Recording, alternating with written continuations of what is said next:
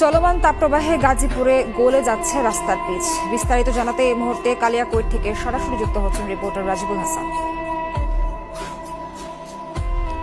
প্রচন্ড তাপদাহে মানুষের জনজীবন বিপর্যস্ত, নানাভাবেই কিন্তু সেই বিষয়গুলো আপনাদেরকে জানানোর চেষ্টা করছি আমরা।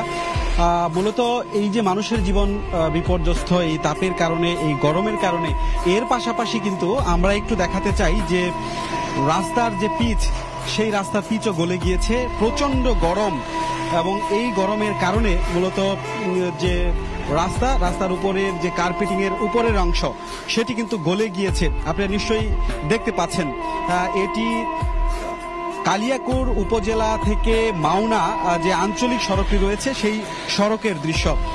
এখানে এসে মূলত এই যে পিচগুলো উঠে যাচ্ছে কিংবা গলে গিয়েছে, এই কারণে মূলত যে যানবাহনগুলো চলাচল করছে সেই যানবাহন চলাচল এখানে এসে গতিটা কমে যাচ্ছে। কারণ যেসব যানবাহন এই রাস্তায় মূলত চলাচল করে সেই সকল যানবাহন যখন পিছলিয়ে অবস্থা তৈরি হয়েছে এখানে এসেই তাদের গতি কমিয়ে দিতে হচ্ছে, তা না হলে এখানে দুর্ঘটনার একটা আশঙ্কা রয়েছে।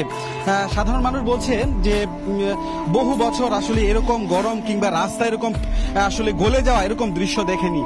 তবে স্থানীয়দের অভিযোগ যে গত কয়েক মাস আগে আসলে এই রাস্তার যে কয়েকটি পয়েন্টে মূলত এরকম দৃশ্য দেখা দিয়েছে, সেই সব জায়গায় আসলে সংস্কারের কাজ করেছিল এবং সেই সকল জায়গায় কিন্তু মূলত এই ধরনের ঘটনাটি ঘটেছে এবং রাস্তা পুড়ে গিয়েছে। একটু দেখাবো, সেটি হচ্ছে রাস্তার মাঝখানে এই যে জুতার সোল আটকে আছে, হয়তো কেউ এখান দিয়ে হেঁটে যাওয়ার সময় এই রাস্তার সোল এখানে আটকে রয়েছে। এরকম ভাবেই স্থানীয়রা বলছেন যে হাঁটা চলাও করা যাচ্ছে না এখানে, কারণ যখন রাস্তার এই যে পুড়ে যাওয়ার কারণে উপরের অংশ যেগুলো সেগুলো পায়ের মধ্যে আটকে যাচ্ছে এবং যানবাহন যে চলাচল করছে সেই যানবাহনের চাকার মধ্যেও আটকে যাচ্ছে। তো মোটামুটি গাজীপুরের কালিয়াকৈর থেকে এই ছিল আমার কাছে থাকা সবশেষ তথ্য। এতক্ষণ সরাসরি যুক্ত ছিলাম গাজীপুর থেকে।